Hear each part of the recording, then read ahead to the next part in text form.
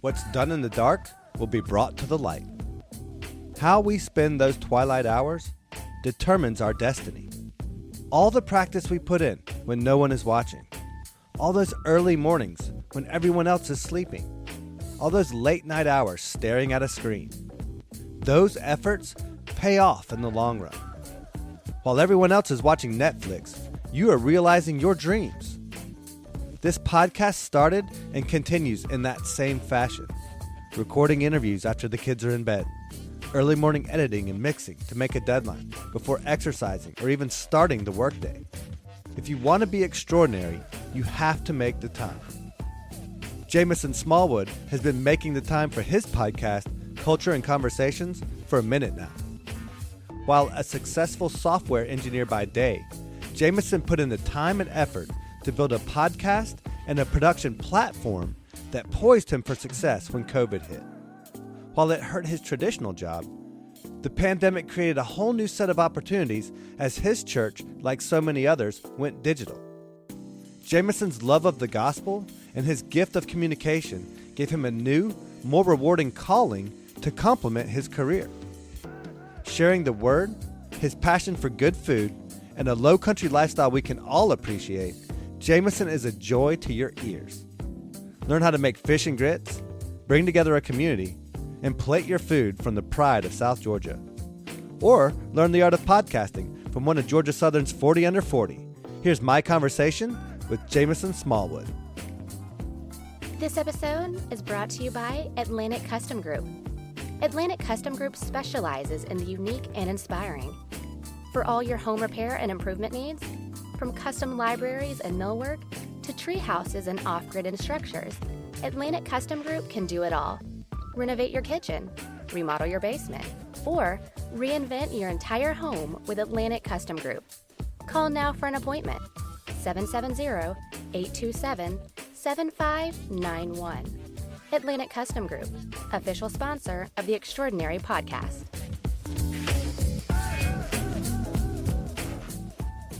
This is the Extraordinary Podcast, and my guest today is Jamison Smallwood. Hey, what's going on, Nate? How are you doing, man? How are you, my friend?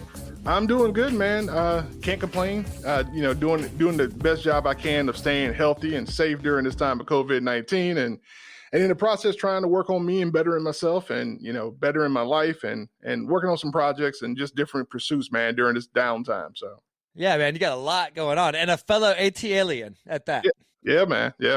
I love the city, man. It's so cool to have so many cool podcasters and social media folks in this town and in this space doing what we're doing, man. It's a great community. Well, yeah, everybody wants to, in some way, be something else in Atlanta. That's always kind of like the joke. Everybody has the day job, but then everybody has like the dream job they're pursuing. And so, yeah, you're right, man. Atlanta's a hotbed for creators and quote unquote creatives.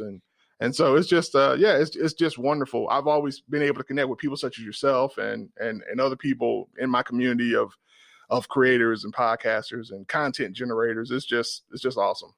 Yeah. And shout out to Walker Neer of the Walk Show podcast. That's our content creator that hooked us up and got us originally connected, and Podfest as well, because that's where you guys connected down there. And we were all down there for that back in Orlando. And but speaking of content creators and I forgot where I was going to go with that. Being in Atlanta. Oh man, I just blew it. Oh, what was I going to do? You're good, man. Oh, I had it so lined up. But anyway, but yeah, shout out to Walker, man. He's I really appreciate him putting us in contact with each other. But yeah, there's a lot of cool things going on in Atlanta, man. It's I remember where I was going to go with that. Thank goodness for editing. Your day job is the software and software development and all that kind of fun stuff. But talk about what your side hustle is and what your fun project is that you're doing as an AT alien.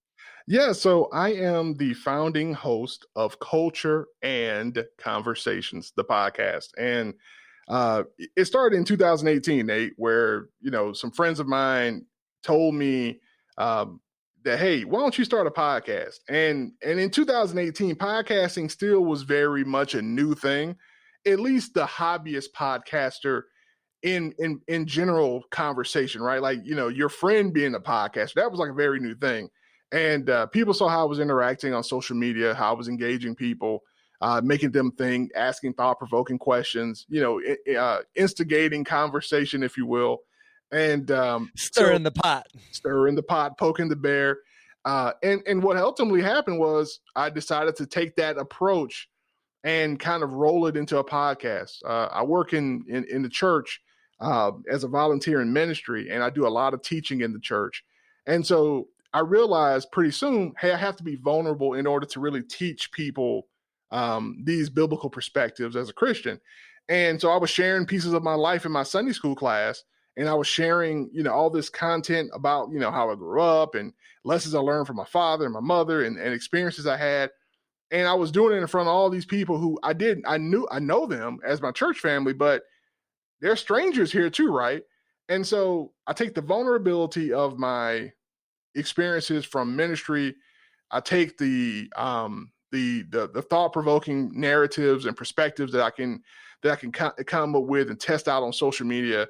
And I take the idea that people are losing the art of the conversation because we're no longer talking, to each other and listening to each other. We're really just being conditioned by social media to only focus in on a few seconds of it, of conversation and content. I want to go back to the long form, content. So I take all those perspectives, thought-provoking content, interest in people and how people are living and their well-being and what lessons they've learned they can share with my audience, plus my own personal vulnerability that I developed and become at peace with through the ministry work. You bring it all together, and it's Culture and Conversations, the podcast. Did you grow up in the church? I did. My mom, she was the spiritual foundation of my home. I don't remember a time where I never went to church, right? And don't get me wrong, I was very much a cultural Christian in the sense of I went to church, I had the routine down. My mom made me go to church, we went, but it wasn't until I really got into college and I got challenged by a friend of mine from college. And he basically said, hey man, how much do you really believe what it is that you are living out as a cultural Christian?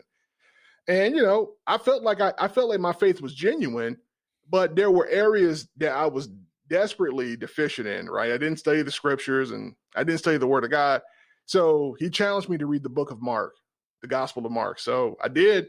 And it was a life-changing experience because what I quickly realized was that I wasn't seeing the complete picture of who Jesus was just by being immersed in the culture of church. And so once I started studying scripture, I became compelled to share what was in the scripture. I said, hey man, you should know what this says, right? You should know there's so much truth here, but so clear to me, right?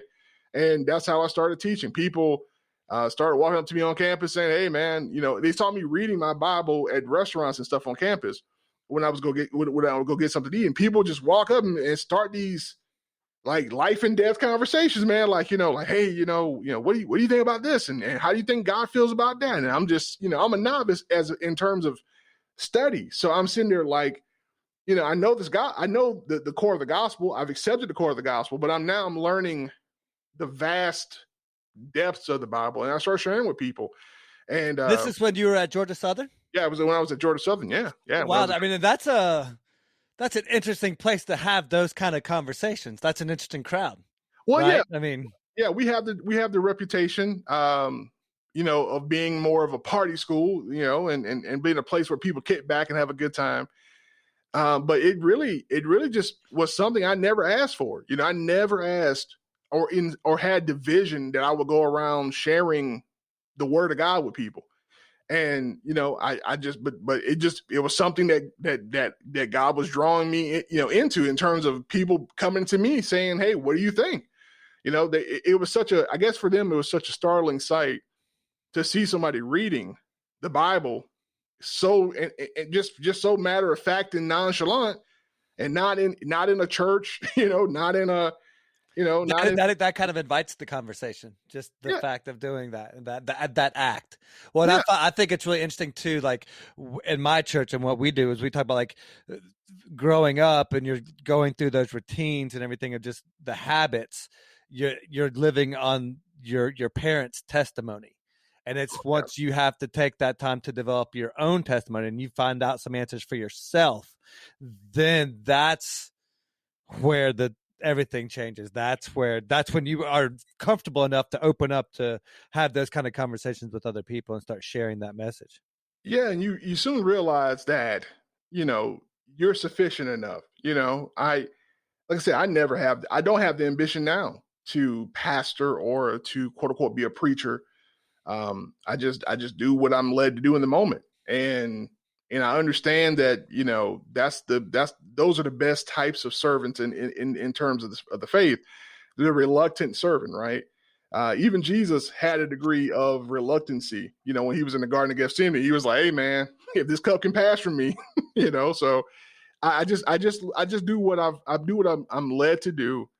And I try, and that's how I overcome that imposter syndrome stuff that people talk about, right? Where you feel like you're not good enough, or you feel like you don't belong, or you feel like everybody else here is qualified except for you. I just trust that if I'm there in that space, then I must be of service and good enough to do and operate in that space. So yeah, well, the fact that you feel comfortable to do it, man, that's a beautiful thing, man, because it's so uncomfortable and it's so scary. But to that point though, it's like you never want to be the smartest guy in the room. But if you can be in a room where you're not the smartest guy in the room and still feel comfortable to stick your neck out and to have those conversations, man, that's how you win. That's where the answers lie, right? yeah, so many people sort of get caught up on this. It's almost like this kind of fake guruism, right? It's like just do the work. If you're trying to, if you want to be like, let's say for instance, if you want to be like a marriage counselor, right? You want to do work in the relationship space, creating content, making people's lives better in their relationships. Just help people, and the authority and all of the following will come. But so many people sort of do the other way around, right? Like they chase the following and producing all this marketing around themselves, but there's very little fruit there. And so I've always been successful in my life because I've always done the work. And then whatever praise or following or plunder socially that comes from that, that's where it comes from. And so that's been my mindset is to do the work. So you're right. I want to be in the room, and I just want what I've done to speak for itself. And so that's the heart I have. And that's so true, man. It's so true. Like your actions speak for themselves. And that's there was an expression that came up today. It's like what's done in the dark will be brought to the light. Exactly. Like what you're doing when nobody's watching, when nobody's paying attention, when you're doing those right things. Mm-hmm. When you do that over time, then that gets brought to the light. That good effort speaks for itself, or it arises. Exactly. From everything else. Exactly. I believe that ultimately we put pressure on our reality as we go about being productive. So, my reality is going to reflect what I'm doing. That's the ultimate truth. If I'm eating a pint of ice cream every night before I go to bed, it's going to show up, right? And I haven't eaten a pint of ice cream every night before I went to bed, but definitely if you look at me, you can tell I'm a big guy. I've been eating something, right? And so it manifests itself, right? And that's how our work is. If I'm working on starting a podcast and building a following, helping people, just have great conversations and share their message with the world, eventually over time, it's going to produce what it's going to produce. You'll have the backlog of episodes, and you'll have that great Rolodex of guests, and you'll be connected with the people you need to be connected with because you're doing the work. And eventually someone will see it. And hopefully, whatever comes from that comes from that. But you're right. Like what we do ultimately shows up, and that's what I believe. I've never been. I never was even allowed in my home really to be the type of person to rest on some kind of fictitious laurels. My dad kind of really hammered that out of me over the years, he was like, no, are you doing as much as you can do? And are you being as productive as you can be? And he, that was his message. And it's one where you have to moderate that message, because you are good enough, but you also have to realize, hey man, there's more to be done. And that's cool. Well, and like you were saying earlier, like learning how to present that message with a degree of humility and, and presenting it in a way, like that's one of the things that makes you so great, is that you can present a solid message and do it in a way that's not preaching, that's not, the wagging of the finger and let me tell you how you need to live your life, all that kind of stuff, whatever. But you talked about earlier, like some of the things that we're good at and one of the things we're into, and that's food.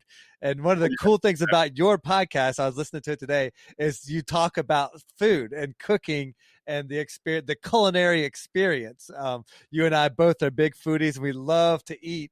So tell me about how you kind of got that part of it integrated into the podcast, or what inspired that. Sure.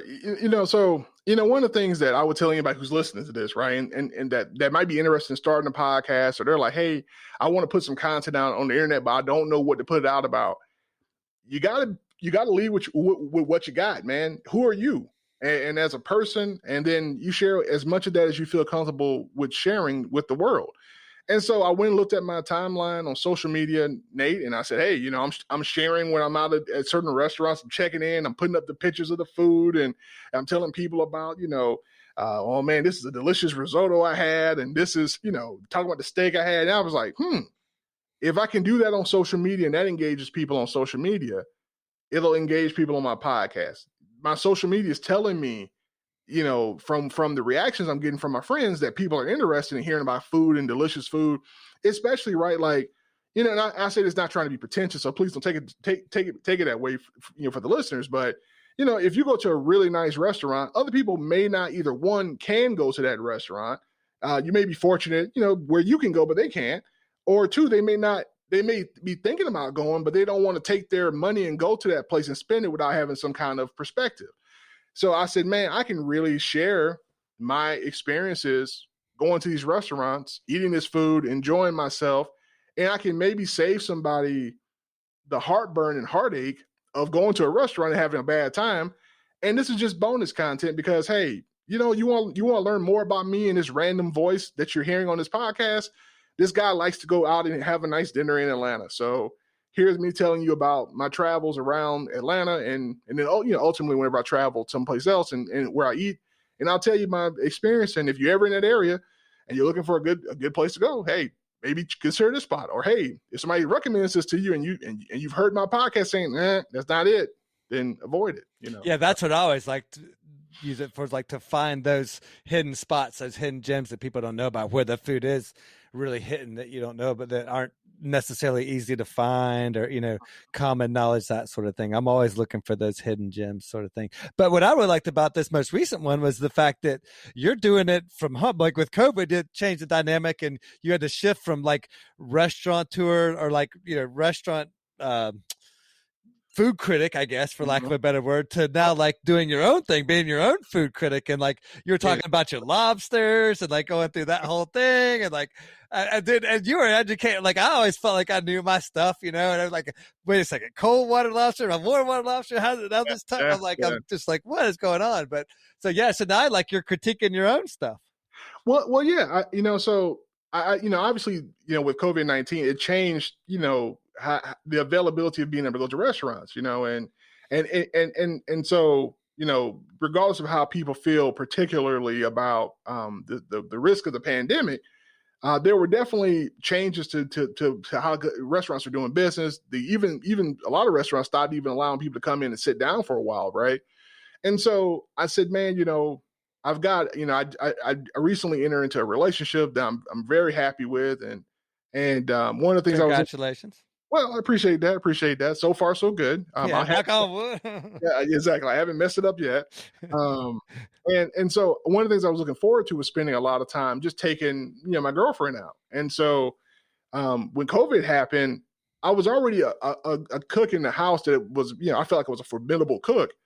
But I said, man, I kind of want to recreate some of these nicer meal experiences at the house.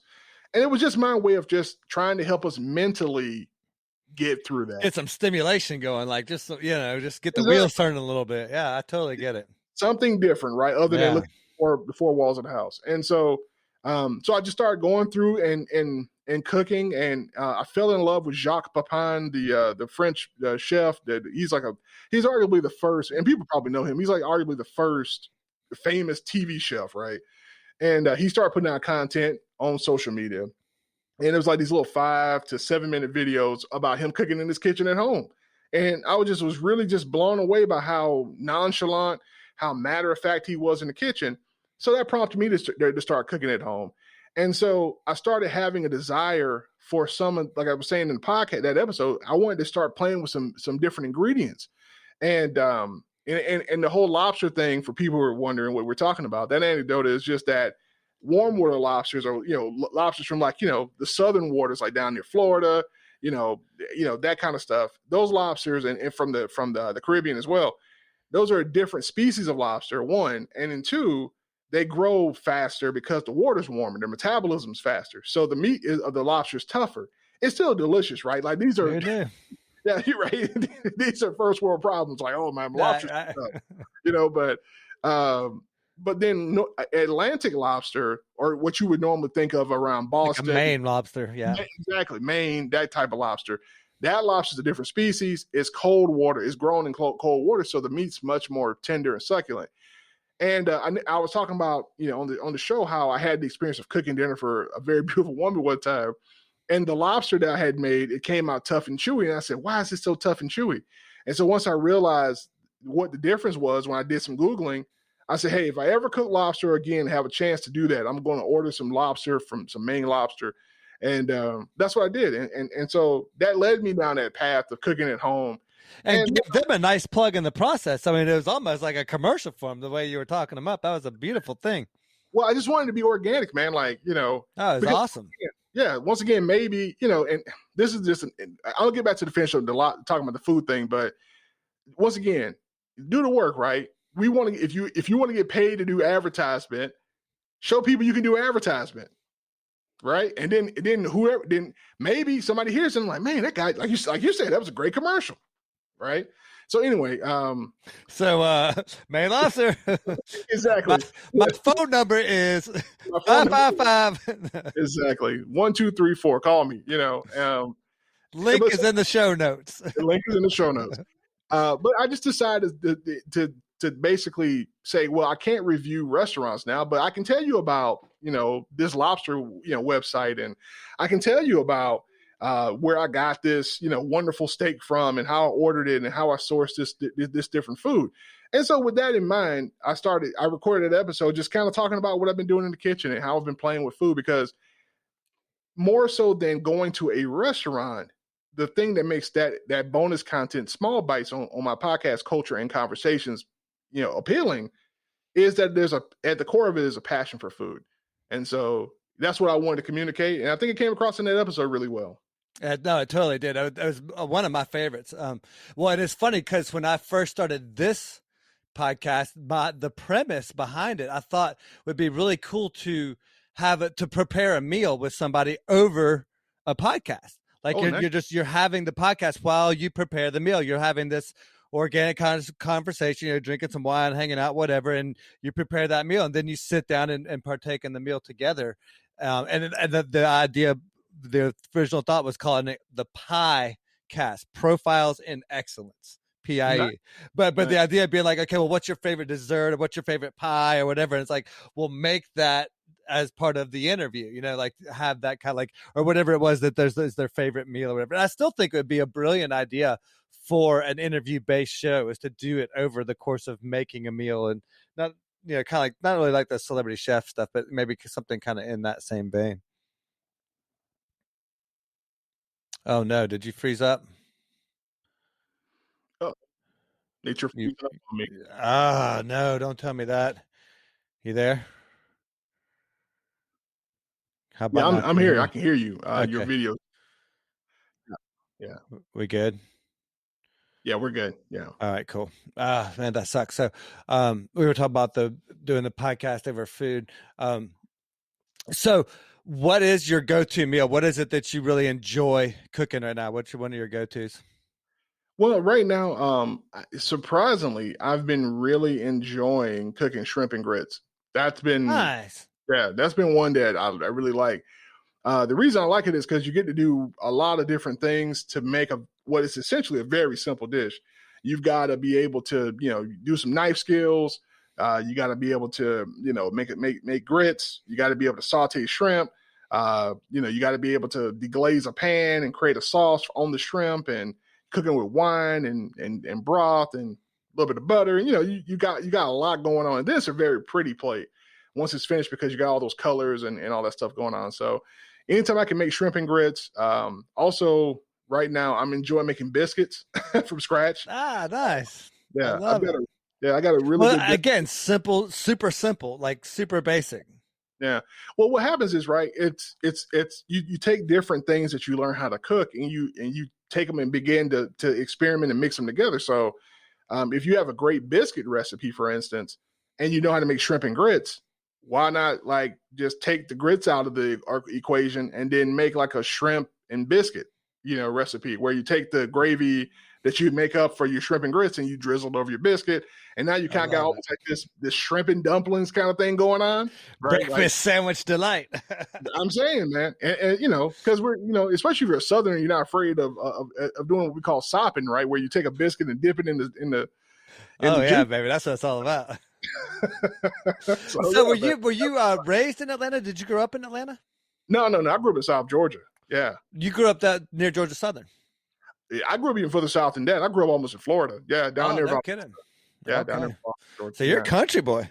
Yeah, really I am at the heart of it. So that's shrimp and grits. That's Low Country 101, man. That makes perfect sense. Exactly. And then I had a dish that I cooked for my girlfriend. I made this sea bass. And I talked about that on the podcast. Yeah, you did. And it's nothing but fish and grits, but it's sea bass and polenta. Yeah. Right? It's shrimp and grits. And not shrimp and grits, but fish and grits. And fish and grits is so Southern. Like that's a Saturday night, Friday night. Yeah, and it's a white fish too. I mean, it's perfect. Exactly. It's perfect. Yeah, so that's amazing.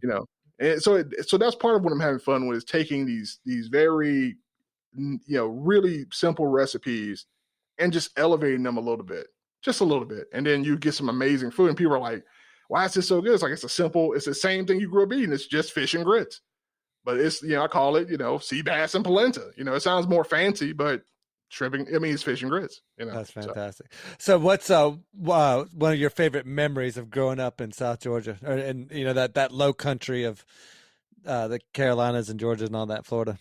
Well, I think Nate, my experience as we keep talking about food is just that, that was always one thing that I grew up and had in abundance is great food. Like, everybody in my family could cook, and each household had something that was their special. Dude, everybody could cook. And so, we grew food, in the area, peaches, all these different crops. And we were so close to the means of production that, it was nothing to get fresh corn from the field. It was nothing to get pecans, go and pick up pecans out your yard and nothing to go and have somebody to bring you a couple watermelons and, oh man, I got a mess of fish that I caught, so we just always had organically in our community just this amazing cuisine, right? And you're in the heartland of farm production down there, man. I mean, that's where everything grows. I mean, you're blessed to be in such a fertile area of the country kind of thing. Yeah, and it's just very pragmatic cooking too, man. Like, hey man, it's Friday night. I got to cook something quick because I've been working all week and I'm tired. Fry some fish, God, that's what it's all about, man. Oh man, we're sitting around working in the yard. It's Saturday evening. You get done around 2-3 o'clock. Man, throw some meat on the grill. Now you got you down there where they grow. We raise hogs. Hey, go man, throw some ribs on the grill, man. Again, like the heart of barbecue land too, man. All that. I mean, I'm a low country boy at heart, man. I grew up, in the Carolinas side of that same kind of area of the country, and it just rings so true to me. It just rings so sincere, and I feel like that kind of a lifestyle. So this podcast is all about lifestyle design, all that kind of stuff. Mm-hmm. That's what's missing with so many people now. Like, how do we recreate that for everybody? Like, how do you give that gift to the world, because that's such a gift to be able to be raised like that and to have that environment. Yeah, you got to appreciate. You just have to appreciate those moments, man. And I think some of it is perspective too. And I think a lot of times when you take people from the city, for instance, and you take them to like a fish fry, like a true Southern fish fry, where you got some guy over in the corner with a propane tank and big old pot, a big old pot. He's dropping 5 pounds of fish at a time. He's taking it and dumping it into a big old tinfoil thing, and if somebody's come along with hot sauce and white bread, like you expose somebody to that. And they're just like, their mind's blown. They're like, this is how y'all get down. And it's like, yeah, man, go help yourself, man. I never forgot I had that experience with somebody who was from up north, who grew up around Boston area. And they were at a funeral, and in the funeral, a funeral is a big excuse for another cookout in the South. And we were eating this fried fish.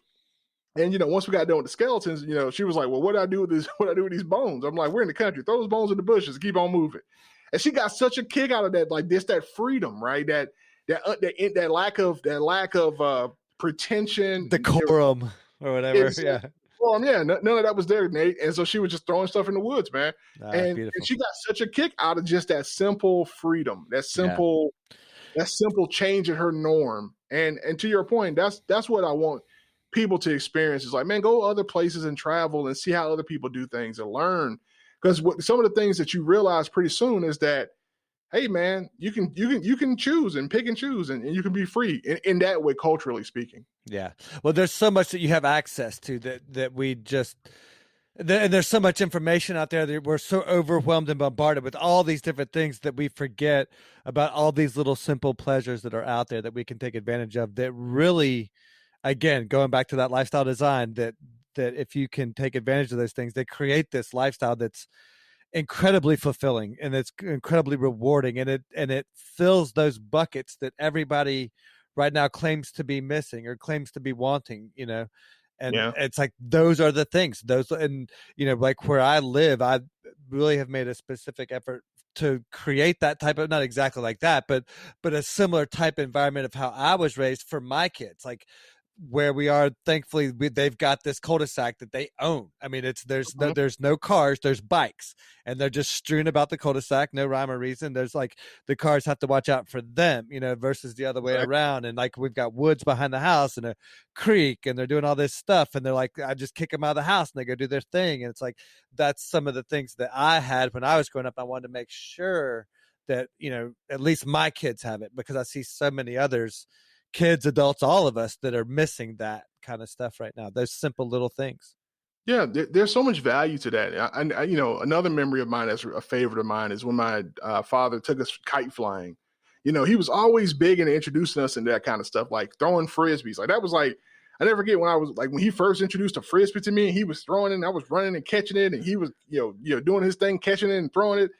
It was just like, man, like these just simple joys.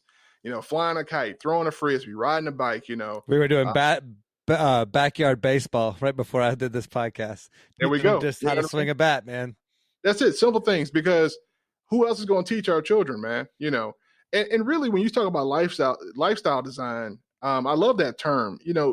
When you really look at it, for me, and I'm only speaking for me, I'm not sure if you hold the same view or your listeners hold the same view, but my perspective is, money, we often are chasing money to create options, because we think like, hey, man, if I have enough money, I can go buy the things that'll make me happy.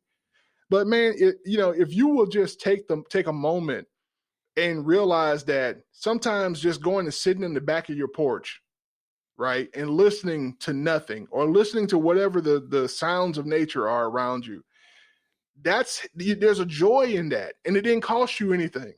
It didn't take you laboring and toiling, and I just don't believe that God created this world for me to have to struggle for peace, to toil for peace. I think he put enough peace here, and this is where I get a little deep, but I think he put enough peace here for me to find it without having to go and throw 40, 50, 60 hours a week of my life away in order to have it. I have to work to secure myself now. Don't get me wrong. But once I've secured myself, all that extra I'm chasing after and all that those layers that we add onto our lives, materially speaking, thinking that that's going to make us happy. Nah, man. Like I found so much peace sitting in my backyard with a glass of some kind of brown liquor, a little bit, a cigar, a little small cigar, and sitting in my backyard with just a fire, chilling. Just chilling. And with no pressure, right? Other than, hey, I got to get up and go in this house at some point. That's peace, and that's what I've come to value more in my late 30s. Is I just want peace and still quiet, and I embrace that. And so, yeah, man, those moments like we were talking about, frying fish or playing baseball in the backyard, those things are priceless because it doesn't cost us anything. And I think so oftentimes we buy into this consumerism that tells us that they can sell us peace instead of us finding it inward and then sharing it in these small moments with the things that we've been blessed with. Like, you got a family, you've got sons and children you play with. Like, that's awesome, man. There's peace in that if you find it, and you didn't have to, you didn't have to spend, thousands of dollars and all that stuff to have it. It's there, man. Yeah. So, and for the record, it was my girls. I was teaching baseball too. Oh, I'm sorry, your girls. Yeah, your girls. I'm sorry. I've got 2 grown boys too, so it's perfectly. I got 5 kids, dude. I got everything covered. No worries. You got a small baseball team. There, exactly. man. I'm working on a team right now, man. I'm telling you. No, That's but it's like those best things in life are free, and it's those simple things in life that matter, and it's like I agree time and time again. But it's like what you got to do is you have to take the time to identify those things and like figure out what it is for you that fills those boxes. And if you can just identify some of those things, then that's this whole that 8 keys to great principles that I talk about on the website and everything. I mean, that's the first thing is identifying those things that checks those boxes. And like during this COVID, I mean, just getting out and sitting on your back porch. One of the things that I did to try to spread that love, exactly like what you're talking about, was I started going on Facebook Live and I just took my phone and I just set it on my back porch, on my back deck. And like, it's just nothing but green. You can only see trees and all these birds chirping and the sun's coming up.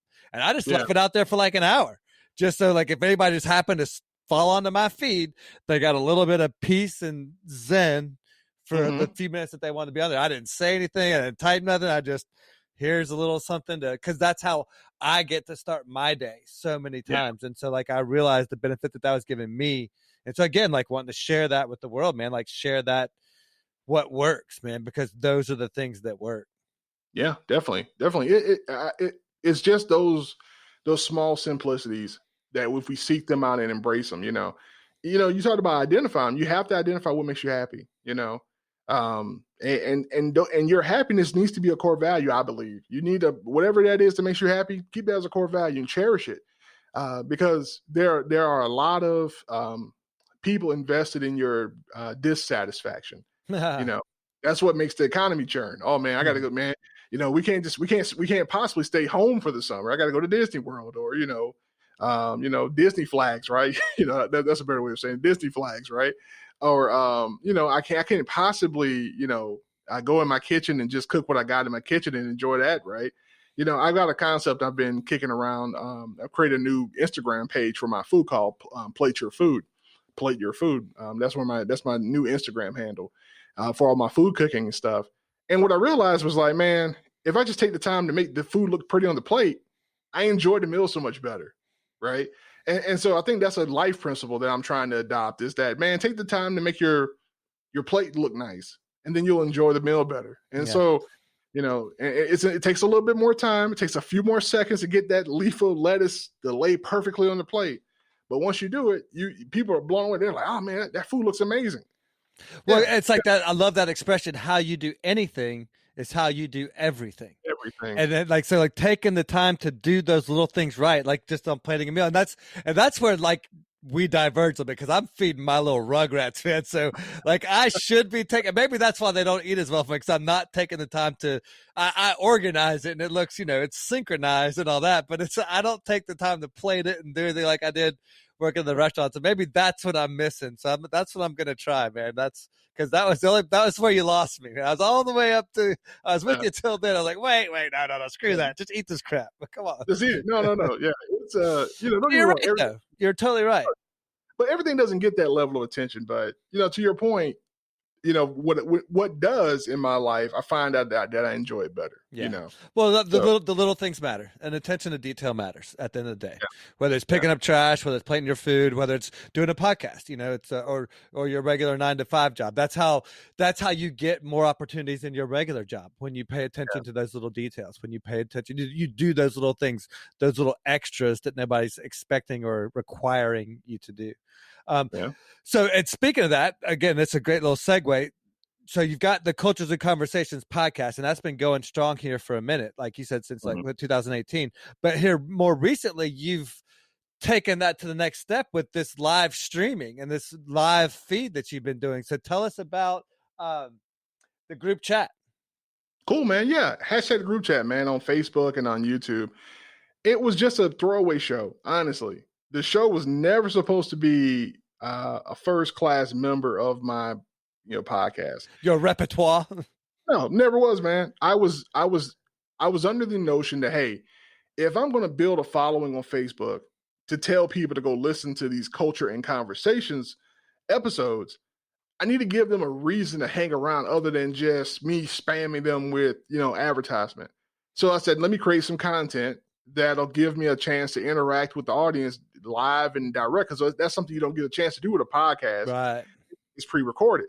And so I say, if I do a live show and give people a chance to get to know me and talk with me and interact with me, hopefully that'll help the podcast grow, the audio podcast grow. That was the theory. Little did I know, people caught on and they loved the irreverent, the less structured, the more free form, really. Exactly, yeah. And I break some rules on that show that I follow on Culture and Conversations. Like, we'll talk politics over on # group chat. We'll talk about the stuff going on in society right now, with police citizen engagement and shootings and just that conversation that's going on. We'll talk about the election and President Trump versus President Biden. We'll talk about those things. We'll talk about dating and fun with that stuff and celebrity news. The stuff that I find to be it has a place. More pop culture, current event type stuff. Exactly. And what happened was, I just started seeing how people were responding to it. I was sitting there. I went to like McDonald's one night on the way to home to do the show. And I had a McDonald's cup, and I was sitting there, just drinking my adult beverage during the show out of my McDonald's cup. People started saying, "Oh man, James got a McDonald's cup." I said, "Ding, ding, ding, ding." So I took a moment and started branding my merchandise, my own merchandise. I said, people are paying attention to it. People are looking at the cup I'm drinking out of. So I came up with the idea of the blue cup, which is organic. I had a blue cup from Dollar General in my cabinet that's big, and I would fill it up with whatever I was drinking, because I knew it would be enough to get me through the whole show, right? The whole show. And people started saying, "Oh, it's a blue cup show. It's a blue cup show."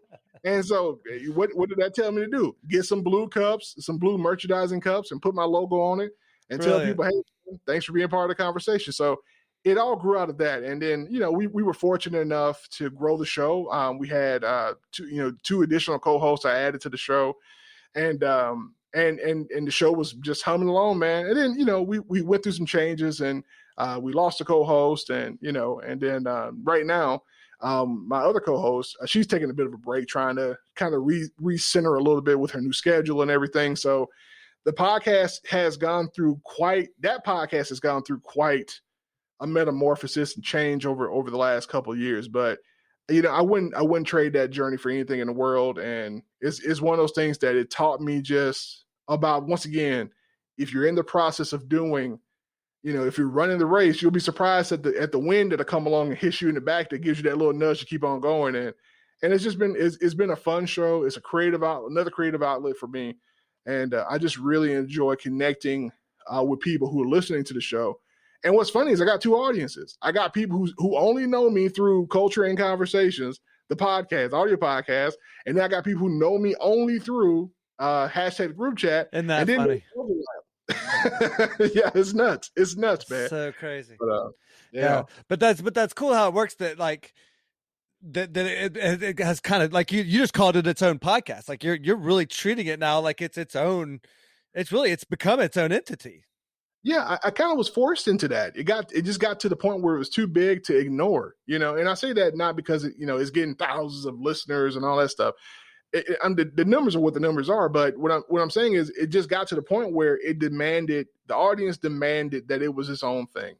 Even one of my co-hosts at the time, I remember him specifically saying, "Hey man, we've grown past it just being a bonus show," and I respected that. I respected that perspective, and I just had to embrace it. So yeah, I call it a podcast because it is. It's just I don't distribute it with RSS feed yet. It's coming, but the show is changing, and I don't know. I don't know what the future of it exactly is. But long term, it's all part of what I enjoy doing, talking to people, having those kind of great conversations. Yeah. Well, what's so cool about when you have a purpose, when you've been given this, like what I call it, like this, destiny's a little bit cheesy, but like this direction in your life, you've been given Sure. this overarching vision of where you want your life to go, and this what you want to give to the world or whatever. As you begin to follow that path, like for me, it's like you're kind of blindly following a path. You don't really know where it's going to take you. You're like, for me, like I had this existential moment of crisis where I just came to God and was like, look, I had my plan. That wasn't the plan that you thought I was supposed to be on. So now I'm willing to follow your plan, but you got to give me a plan to follow, because I put together a plan that you didn't like, and that came crumbling down. So now, okay, I get it. I was wrong. I wasn't right. But you got to help me out now. And like, so as I've begun to follow that plan, number one, all these opportunities have arisen, but number two, like it's a winding road, and like it takes you down these paths that you didn't necessarily think that you were going. Like you never would have thought that you're going to be doing this live stream feed on Facebook or on YouTube, like as a podcast. Like that was when you started Cultures and Conversations, but like the natural evolution, where the audience is, where everything's dictating, it pulls you in the direction that you ultimately need to go. And that's a beautiful evolution. It's a beautiful journey. Yeah, and it's kind of wild because what began to happen once I started podcasting is that's a story in itself that I'll share if you don't mind, Nate. I went through a divorce in 2014 that finalized in 2014. I should say. Divorces don't usually just happen the year that they finalize. Brother, I'm right in the middle of one. Let me tell you. Yeah, I get it, bro. And so I came out of that in 2014, and I realized that basically during that whole time I was married, I had my social circle had withered, and I didn't realize how invested I was in being married and being in this relationship, and how little attention I was giving the outside world. And so I come out of it in 2014, and I'm trying to rebuild my social circle, and it's kind of clunky. I don't know if anybody's ever had that experience of trying to make friends in their 30s or reconnect with friends in their 30s. Sorry about that, Nate. Oh, that's quite all right.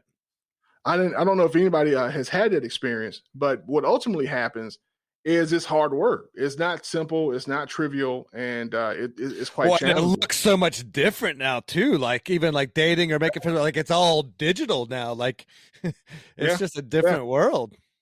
Yeah, I mean, right? Like, the place you meet women, in this case, as guys, you have to go online and you got to look, online, and you got to have a connection with people on social media and stuff like that. So, and then too, your friends now are in different phases of life. Some of them are often married and they have their own, budding families with children, and they got different priorities. And so, things you could do in your 20s, like go just sit and hang out on your buddy's couch and watch TV, and somebody will come over, or you guys go out and go out and play games and shoot some pool, and you bump into somebody and start a conversation. None of those organic switches, if you will, are there.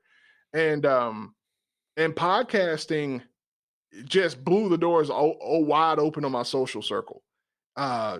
People, I know so many more people now, and it just connected me with people. I mean, and I'm saying this not because I'm trying to sound like some kind of Lothario or some kind of Casanova, But I met all the women I could ever possibly want to meet podcasting. New buddies, connecting with people. And then what got me was just that how organically I began to help people with their purpose. So people are coming on the show. For instance, like my friend Hope Williams, she came on the show talking about the Smile Project, significant moments impact lives eternally. And she was talking about how, she has a passion for helping children who've lost parents and helping them through grief and counsel them through grief. And so you're in a situation where your podcast now is helping somebody to help children in a really beautiful way. And, people responded. People were like, man, we want to support you because you're supporting her. And I want to thank you.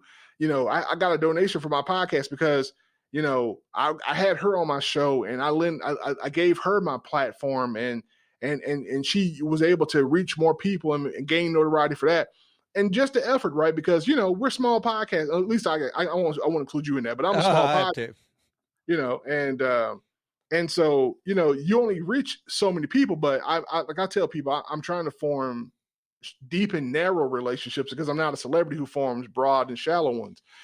And so just seeing how people have been helped, how people are so grateful that I would take time to interview them. One of the stories that I had was that I reached out to an entrepreneur from back home. He runs a funeral home that's highly successful funeral home back home. And I reached out to him. I said, man, I want to interview you. His daughters were so blown away. He was so touched that I wanted to interview him. And one of my most popular episodes just blew up. People are listening to it. People, I'm talking thousands of people on Facebook have listened to snippets from that episode. Hundreds of people have downloaded that episode, the whole episode. And people were just, they were just blown. He was blown away. He said, he calls me Mr. Smallwood. He said, Mr. Smallwood, I was just so humbled that you would think that I'm somebody who should tell their story on your podcast, and I'm just like,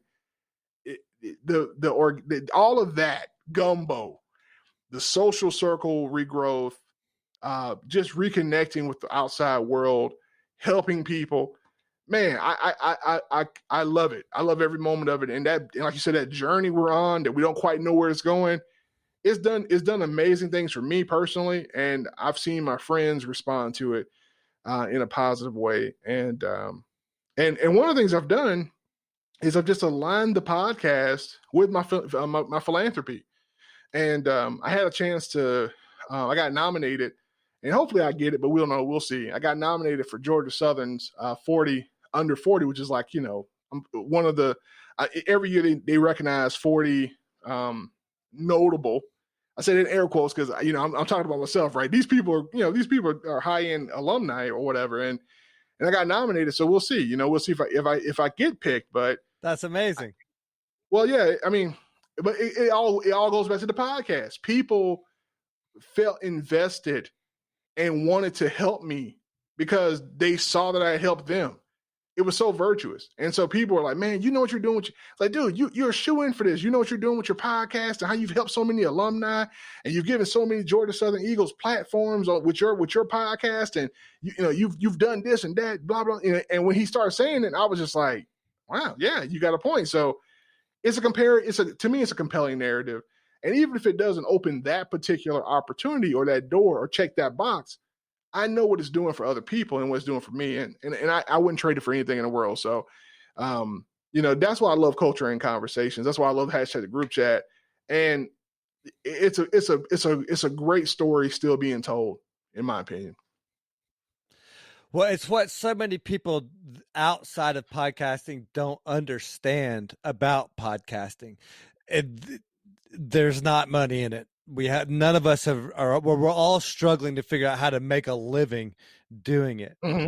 But what's so cool about this, and I've been on this run here where I've interviewed several podcasters in a row. It's like, number one, it starts off and it helps us as the host.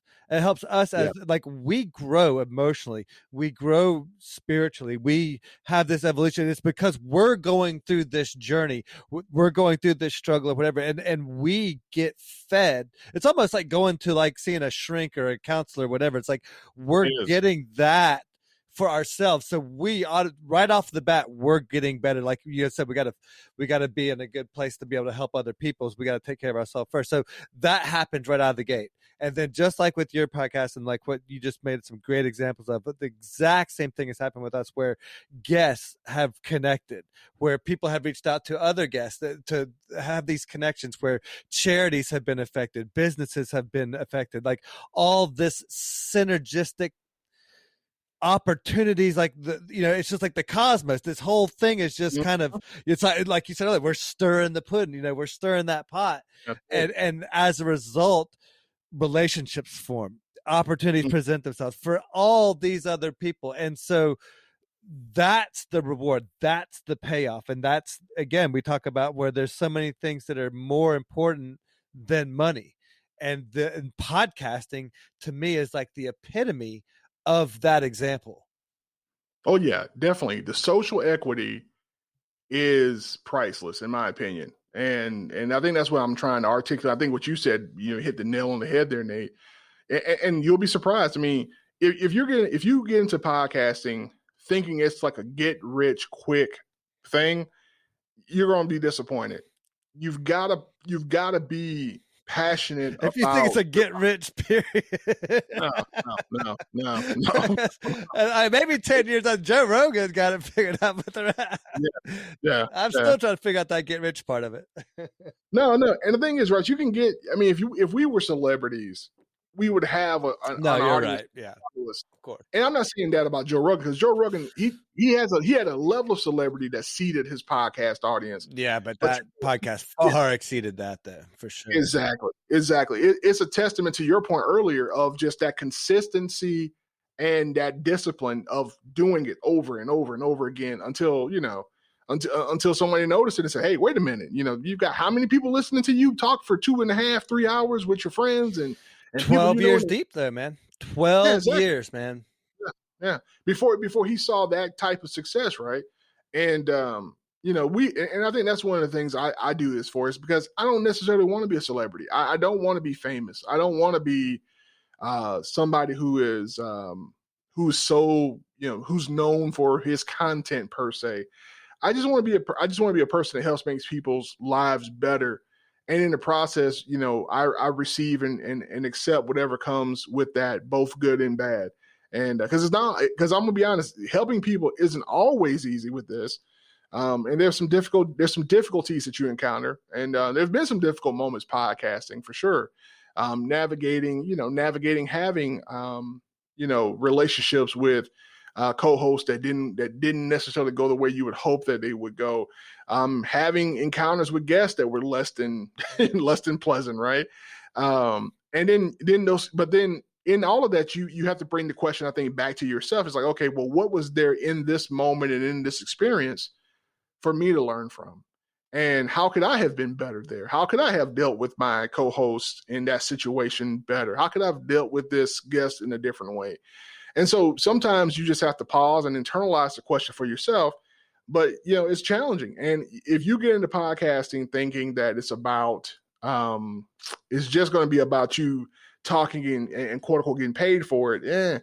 It's just not, that's just not my experience. Well, it's just not how the model works, quite frankly. I mean, it's just not, that's not real. No, not for 99.9% of people who do this. Yeah. No. And the thing is, I will tell the listeners, because, I'm passionate about podcasting, which is kind of where I'm going to segue us into, another thing I'm working on right now. I'm in the process of starting a new website called masterpodcasting.com.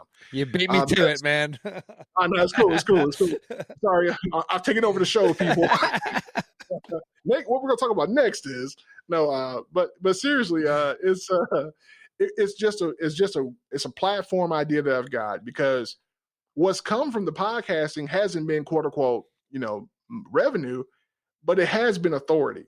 And people, when people within my space are like, hey man, how do I create a podcast? How do I start a podcast? People have come to me and asked me for coaching, and it could have been just something as simple as, hey man, how come, what kind of mic are you using? Or what makes your podcast sound so good? And all the way down to like, hey man, how do I structure a show? And how do you go getting guests, right? In 2019, I went down to, Podfest in Orlando, and, I was a speaker down there. I got a chance to talk about, how to create a guest driven podcast. And, the presentation was called From No Guest to Saying No to Guests, How to Build a Guest Driven Podcast. And we were talking about all those different topics and just how to do that. And so what I realized after the podcast, after that seminar I did, I come out and people are running up to me like, man, can you help me with my pitch? And and I was just like, yeah, I can. And then it was like, ding, ding, ding, ding, ding, ding, ding, ding. Like, why aren't you exactly why aren't you replicating this knowledge out, right? The revenue in the podcasting may not be from people, me having a big audience, but it's from me having the right audience. And it goes back to something I believe that Jesus said, and he said it, in a particular theological context, but I'm going to stretch it a little bit if I have that liberty. He said, "My sheep know my voice." And that statement is very powerful because culturally speaking, at the time he said that, there were shepherds, people who raised sheep. And those sheep were there for the well-being of the shepherd. The shepherd cared for the sheep because the sheep ultimately would give their life at some point or give byproducts of their life like wool and whatever materials that he produced that would benefit the shepherd. He could sell the wool, he could slaughter a lamb and eat the lamb. There was just a lot. He could either adult sheep, he got mudding. So it was a source of subsistence for him, a place for him to draw provision from. And when Jesus says, "My sheep know my voice," I really believe, Nate, that ultimately podcasting is about finding your sheep. And when you find your sheep, you're going to get all the provision that you need as a shepherd from that. But you got to put your voice out there, because how can your sheep hear your voice and know your voice if you never speak? So that's beautiful. Yeah. I love that. You need to write a little blog post on that. That's a great little metaphor, dude. Or do a podcast episode on it or something. Well, it's helpful, man. I had a friend who recently got a job opportunity, like a few years ago now, and she was in a seminar, and I think the speaker canceled actually, and so she stood up and said, "Well, we all came here to talk about this topic. We may not be the speaker, but hey, if you want to just sit here for the next 30, 40 minutes of the seminar and just share ideas, I don't mind sharing my best practices from my experiences. And if you would share yours, we could all kind of collaborate and we could kind of have our own little mini seminar, even though the speaker canceled." And she did that. She organized that room in that busted seminar. And guess what happened? Somebody walked up to her at the end of that seminar and said, "I think our boss would want to talk to you about a position we've got in our organization." Right. And I told her, I said, "Your sheep know your voice. You didn't have to go speak to thousands of people in order for that opportunity to find you. You spoke to those people who were willing to listen to you. And as a result, the opportunity came." And so podcasting for me is just that. It's me speaking to those who will listen to me, and whatever comes to me from that channel of communication, I hope I honor it with good stewardship, and I take care of that and I cherish it. But I know whatever comes from that is for me. So that's amazing. That's awesome. Where can folks find you? Where can they find your stuff? Nate, I'm everywhere on the internet. Culture and Conversations. It's everywhere. Culture and Conversations on Facebook.com. Cultureandconversations.com. Culture and Conversations is on Instagram. And what was your other Instagram handle? You said I know you changed up. It's food something or another. Plate Your Food. Yep. And man. So just find us, and we would really appreciate you if you go subscribe to our YouTube channel. Culture and Conversations is there. And man, it's just a lot of good things coming online, man. Stay in touch, send me an email, cultureandconversations@gmail.com. I'd love to have your email address, and we can stay in touch. If you got things that you want to know about in terms of this podcast, know how to do this podcasting thing. Exactly. Or if you just want me to be a guest, if you're a listener and you got your own show and you want me to be a guest, I love coming on talking with other podcasters about any and everything. And, we'll talk about whatever you want to talk about within reason. And if my content aligns with your interest, then I'd love to be a part of your conversation. So, Well, I always encourage anyone that's got the wherewithal and the time and effort and gumption to start a podcast to do so, and to give them a platform and a way to be able to do that, and a method to follow. I think, there's so much out there about like the RSS feeds and the nuts and bolts of it, but I think what's really lacking is how to produce good quality content. Because that's really what, because all the other things will fall into place. You'll eventually end up with the right microphone if you don't start off with the right one. You'll eventually find these brilliant little Zoom devices that make you sound amazing, and all that stuff will come. But when you can focus on the content and creating quality information and things that people want to hear, finding your sheep, like you were talking about earlier, finding what those sheep want to hear. That's the name of the game, man. And the fact that you're providing a platform for folks to be able to do that, it's just another beautiful thing, man. Cool, man. Definitely. I agree with everything you just said, man. All right. So I've got a couple of wrap up questions, but there's one question that I'm stealing from my buddy Pablo, who also met at Podfest, another quality human. This is completely irrelevant, completely off the wall, and then I've got a couple of follow-up questions, but I've just been dying to ask this question. Is there something or some aspect that you have recently changed your opinion about, or somewhere where you've changed your perspective on that, like you had a deep-seated thought for years and years and years, and maybe over the last whatever, that opinion has changed? I know it's just out of left field. Totally curious. Well, I think I think one of the things that I would say is that if I can be totally honest, and let me try to think of something that's not so political in terms of that question. I don't want to turn it into a whole political thing or anything like that, but I'm just it's a cool question that, like, when I heard him ask it to this guy, the interview that he had, and I'm really glad that he asked it to that guy, because that guy was very opinionated and very quick to pass judgment on some things like that or whatever. And so when he asked it to him, I thought that was very insightful. But then I started asking, well, what about myself? And if somebody asked that to me, what would I say? And I really struggled with coming up with that answer would be. So then I was like, well, if I'm struggling with that question, then I need to ask that question to some of my guests. So I want to put you on the spot, since you're a seasoned veteran at this kind of stuff. Well, I think I'm going to give it this is the answer I would give. I think that we underestimate how important and necessary grace is, right? And I'm not just talking about grace from a religious standpoint, but I'm talking about the idea of bearing with each other. One of the things that has been exposed in the year of COVID-19, the time we've been living under the pandemic, even with some of the political rancor that's out there that's been going on, I have discovered the necessity of grace. And most importantly, how much grace I need to give other people. There are so many people who are just living their life under the circumstances that they were born into. There were choices that were made for them that they had no power over. And yes, they're responsible for their lives, but the outcomes that they're currently battling against, they need my love and grace a lot more than I was willing to give it. And I think that my own shortcomings have exposed that throughout the years. And I think that in order for me to have the opinion of myself that I have now about, hey, I'm not perfect, and there's no need for me striving for perfection, and understand that I am going to make mistakes, and I am going to make get into situations where things are messy and cluttery. I need to give people that same grace. I was going to say, because we're so grateful for it when we get it right. Yes. That's the thing that I think I have changed on, is just trying to be more understanding of people. Don't get me wrong. It's and I don't mean to preach, but just to sum it up in the best way I can.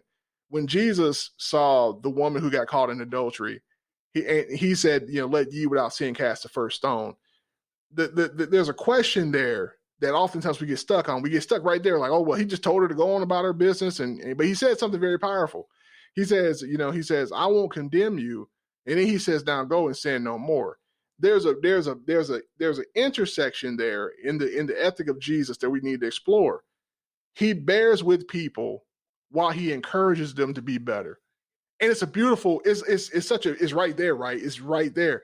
And so if I can embody that, then I have changed in a lot of ways, because, I was very much dismissive of people as, oh, well, you just don't want to get it. And maybe they don't want to get it.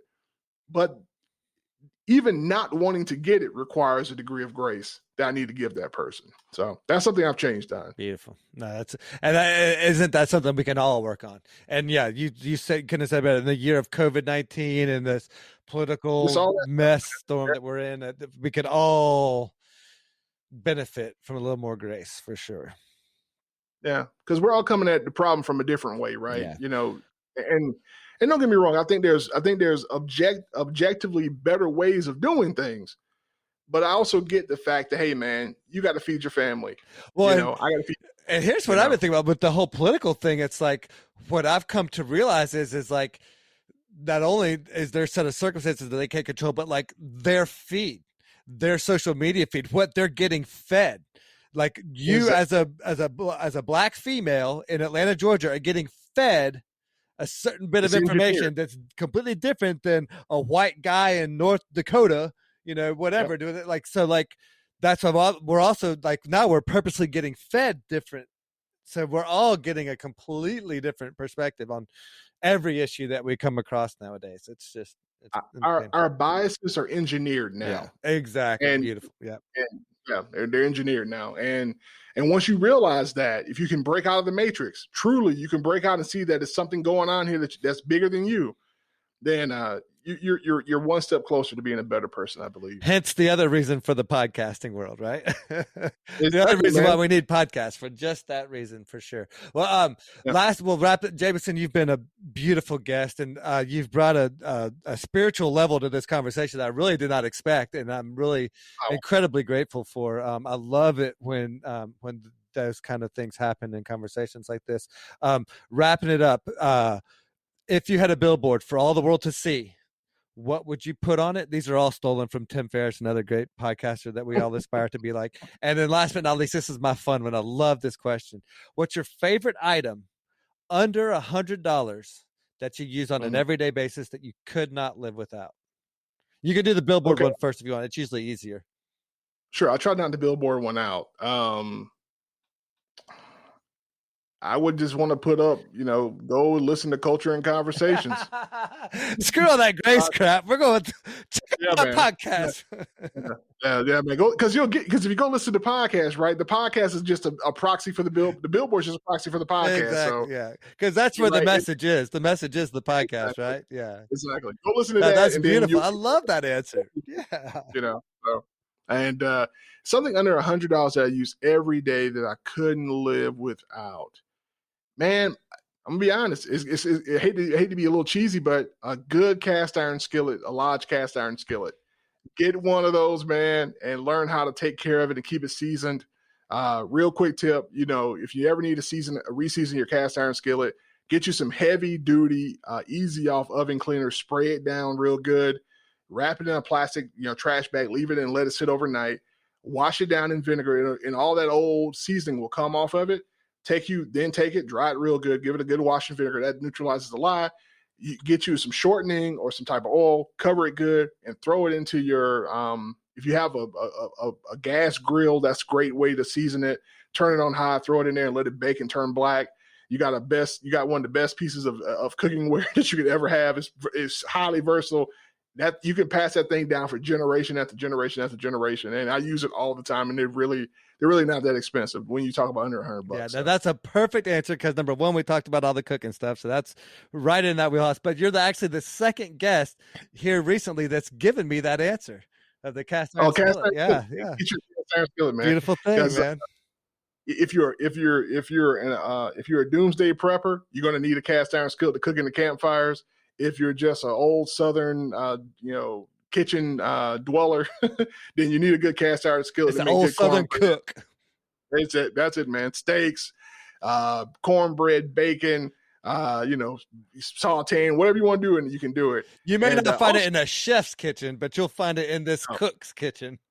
Exactly. And it's a good weapon, too, to protect yourself in a pinch. You can pick that pan up and hit somebody with it, and you'll do some damage. Have you seen the Antifa video?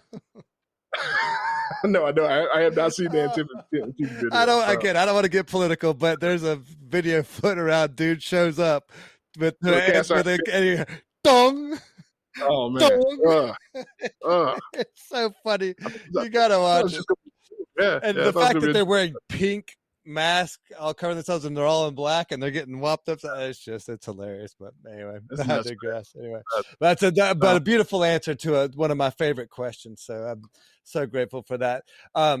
We already talked about where everybody can find you, but I always give my guests an opportunity to plug their favorite charity or charitable organization that they may be involved with. I know you're heavily involved with your church, if you want to plug that or whatever, but any charity you want to throw out there as we wrap things up? Well, I will throw out a little bit different charity than I normally would. I have been involved in the past financially supporting my sister's place of Gainesville, Georgia. And it's my neck of the woods.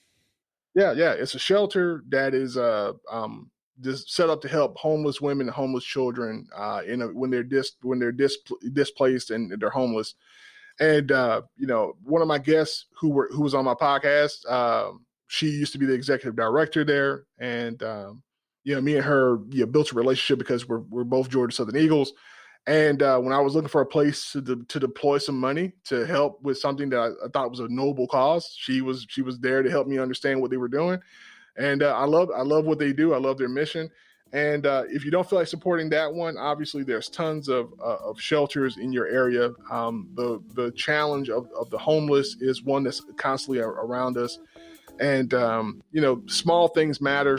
So a $25 donation here or there can really do a lot of good in the hands of those kind of organizations. So if there's anybody who wants to do any of that kind of work, go check out, like I said, my sister's place in Gainesville, Georgia, or find you a local shelter dedicated to helping men, women, and children. And I think you'll honor my request. Beautiful.